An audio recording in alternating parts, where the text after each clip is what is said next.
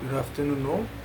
Before I start my presentation, first of all, I would like to greet you all who are gathered here today on our international conference. Kom naar binnen meld. There are many things to learn, teach, and achieve in a senior level at secondary school. History is one of the many subjects that students and teachers should be able to achieve its learning objectives, learning contents, and type of assessments such as internal assessments and examination. However, we history teachers have our own aim that would help our students develop such knowledges, understandings, skills, and ideas, and how the world history become itself from the past to the present days. So before I move on, I would like to briefly discuss the framework of the Year 11 contents and assessments. The contents of the syllabus has a total of 6 topics, which concludes of 1 compulsory topic and 5 optional topic. Teachers are required to teach the compulsory topic and should also choose any 2 topics from the 5 optional topics. The assessment, on the other hand, students are required to do 2 types of assessments, and these are final examination, and the internal assessment. By doing so, students will be able to pass the course. Yeah. Teachers are required to assist the students by explaining every detail and how to do the given assessment to them. The examination will cover 60% of the coursework total and 40% of the internal assessment. Year 11 curriculum content consists of 6 topics. On 1 core topic, which is the sales of security in the nuclear age in 1945 to 1990, and the other 5 optional topics. As you can see, they are listed down. The optional topics are listed down. Yet, teachers should base the teaching on the core topic and 2 optional topics. The compulsory topics and the other 2 optional topics are from the choice of the teacher. And from my own point of view, it is better to choose such topics that would include Pacific Island countries. For this would be very critical to my own teaching area, and I would choose optional topic 4, which covers the United States in 1920 to 1945. The second optional topic would be Japan in 1912 to 1945. However, both topics cover the inclusion of the Pacific.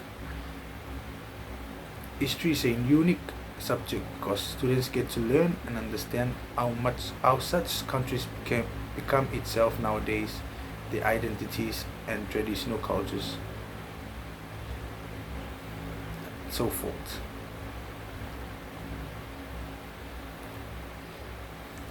Curriculum prescription is one of the most important documents that teachers should follow throughout the year, for it will help prepare teachers before their classes, and such guidelines must be followed.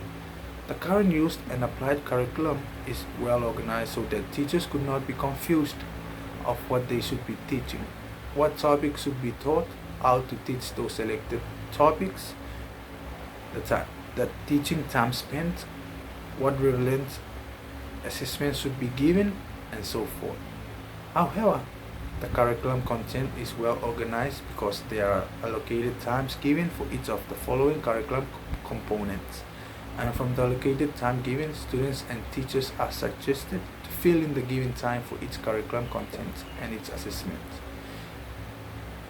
The curriculum requirements are based on the learning and teaching of each curriculum content and its required assessment task that students should do, or otherwise they may fail to pass the course.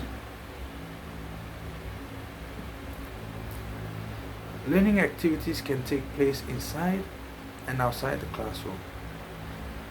There are many ways of teaching that a teacher can attract the attention of his or its students, and here are some engaging or exciting learning activities that a teacher can practice. These are field trip, group presentation, research, and so forth. Teachers should be very creative on how to engage and interact with these students, because students' mind are not yet mature enough to think whether they should learn or not, listen or not, and do certain activities or not. Year 11 students may be big kids or may have grown up, but they are still not mature enough, because of what they think and can do is all the same. So teachers are required to come up with creative learning activities that could distract a student idea from not coming to school to attending school. Group presentation and group work can be an engaging and exciting learning activity to students, because they get to work among themselves as a group, and they could manage the group by telling them to attend the group presentation so that they could pass any group activities that is given to them. Field trip is the most engaging and exciting learning activity that students could never miss, and we teachers know that, because we all have experienced this kind of feeling when it comes to field trips. Students are happier if there is a field trip within their coursework activities, and they would look forward upon the coming date of that field trip. History may need a lot of field trips, because the subjects should show relevant examples, historical evidence, historical sites, and so forth.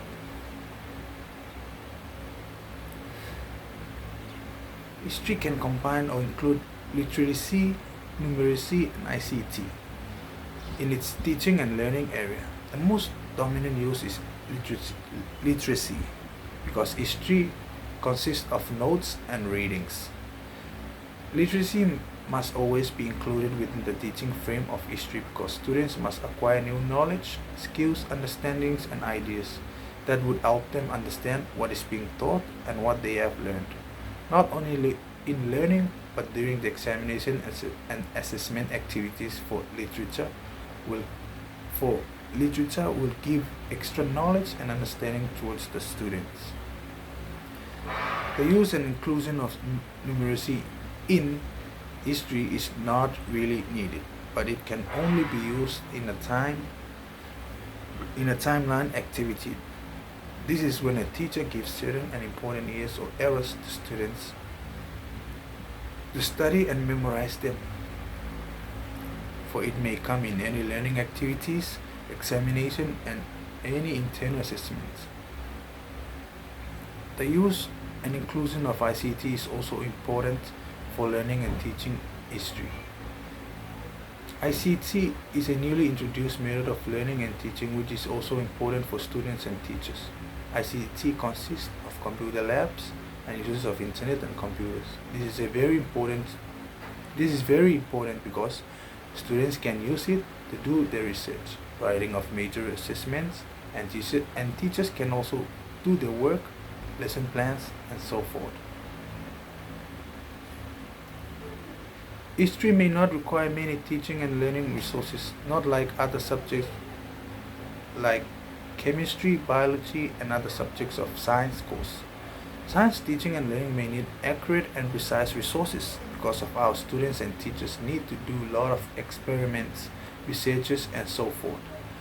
History is a research subject that only requires the use of ICT and library researches, field trips, notes,